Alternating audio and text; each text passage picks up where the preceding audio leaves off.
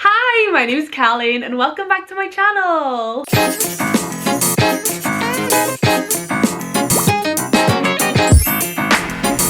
I'm back.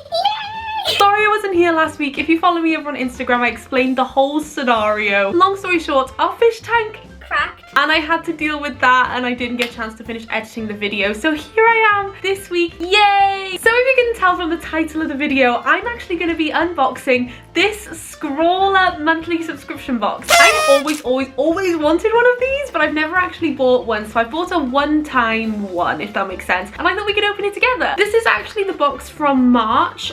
They had a bit of a delay, so I didn't receive this until the end of March. And then obviously I didn't upload last week, so we're opening it in the first or second week of April, but that's okay. But yeah, I have no idea what I'm gonna get in here. I'm pretty sure with these subscription box, they give you like everything you need to do a project. So I'm probably gonna go ahead and open this over on my table and then we'll make something using all of the products that they've included. So I am very excited to know what's inside the box. But anyway, before we get into the video, if you're new here, I'd love it if you could like and subscribe to the channel because it means the world to me. But anyway, let's go ahead and open the box. So here is the box. Wow! It is quite a skinny box, so I'm not sure how many items I'm gonna get in here. I was thinking around 8 or 9, but I guess we'll just have to find out. So here is inside of the box. The first thing that I can see is like some tissue paper and maybe like a little notepad. I'm not sure. I have seen some people unbox these on YouTube before, but I honestly can't remember what's inside. So let's have a look what's inside the tissue paper to begin with. So it looks like all the exciting goodies are inside here. I am so excited. Oh my goodness. We'll take a closer look at all these things in a minute because I really want to do like a little test and a swatch of each pen. But as you can see, it came with a sweetie. I've never actually tried this flavor before. Don't know if you know this about me, but I have such a big sweet tooth. But anyway, we'll move these pens to one side and we'll take a closer look in a second. But as you can see, it came with this little book that tells you all about the pens. It also came with a print from the featured artist of the month, and finally it came with a notepad.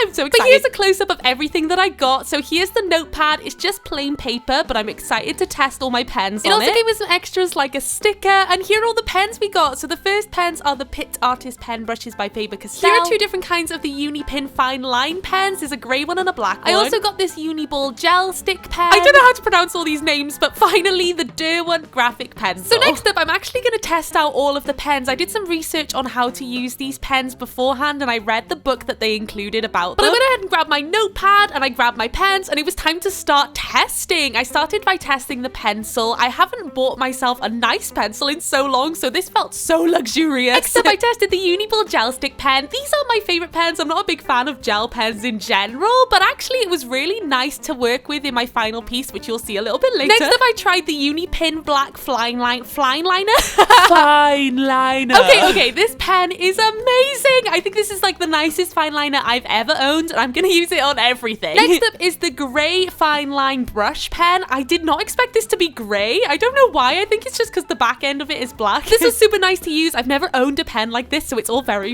exciting. And finally, I tested all the Faber-Castell Pitt Artist pen brushes. I have once again never owned a pen like this, but they were so pigmented and so pretty. Anyway, once I finished testing all of the pens, I wanted to see how they layered. I thought about using the black pens to outline before colouring my final piece, but I wanted to check that the black pens wouldn't smudge when I applied the colour over the top. I actually went ahead and tested all the black pens over the coloured inks to begin with. I read online that the Faber-Castell markers are actually water-based, and that once they're dry, they're like pretty much permanent, and they worked so well. Nothing smudged at all when I applied the black on top. I then went ahead and tested the Faber-Castells over the black pens, and I did experience smudging here. The smudging appeared in the top ink and the bottom ink. The middle ink, which is the grey one, worked really well for shading, so I'm super excited to use that in my final piece. Now that I've tested all the pens, it is finally time to start working on the final piece. Yay! I thought this was the perfect opportunity to not only use new pens and new pencils for the first time, but to also try a completely different new art style. So the piece you just saw on the screen is by an artist called Shane Verhaben, and I'm going to be trying to do his art style today, but in my style. I am so nervous to try this because I haven't used pens for art in so long, and I haven't really done anything like this before, so let's just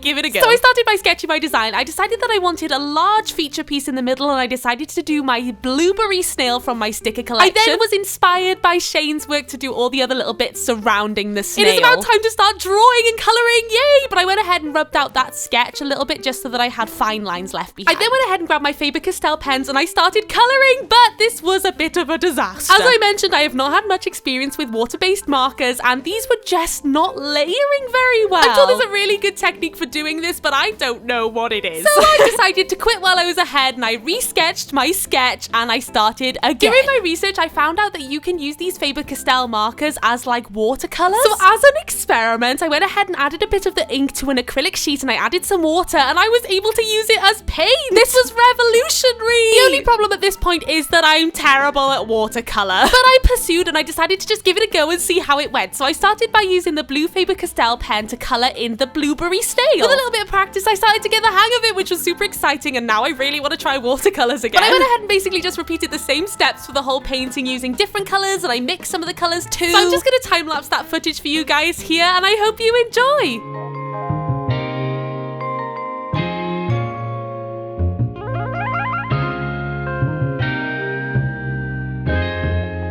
Ryan Little.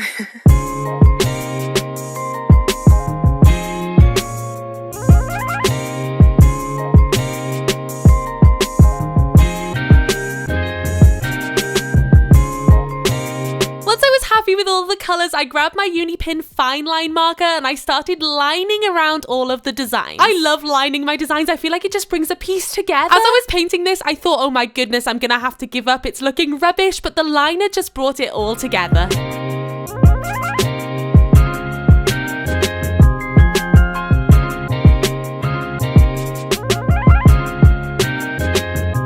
Once I completely finished outlining everything, I grabbed the Uniball gel pen and I started adding even smaller lines all over the design in the same style as shape. This part was super therapeutic. It was quite time consuming, but I absolutely loved the result. I was super nervous when I got started because I was just covering this piece in tiny little lines, but it ended up looking amazing.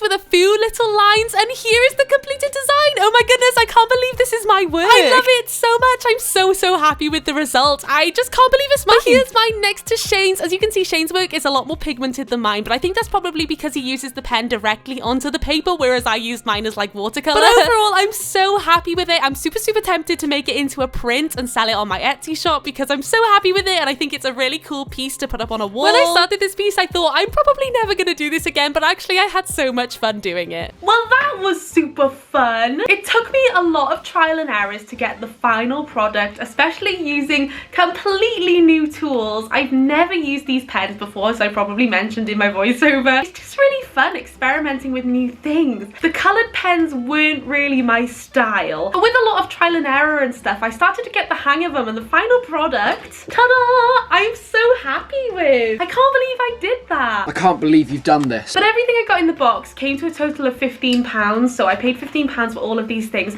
I'm not sure how much these cost. I'm pretty sure the Faber-Castells are pretty expensive, but I'm not sure. But overall, I had so much fun. It was very difficult getting used to using new tools, but I loved the painting that I made. And I also just loved the whole mystery of like not knowing what I was gonna get in the box and if I was gonna like it. But that's pretty much it for today's video. I hope you guys enjoyed watching me try something completely different and probably watched me like struggle along the way.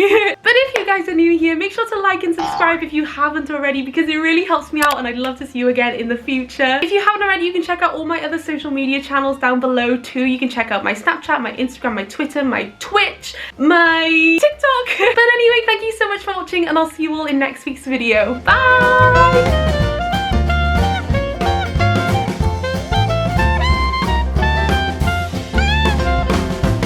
Look a bit pale, don't I?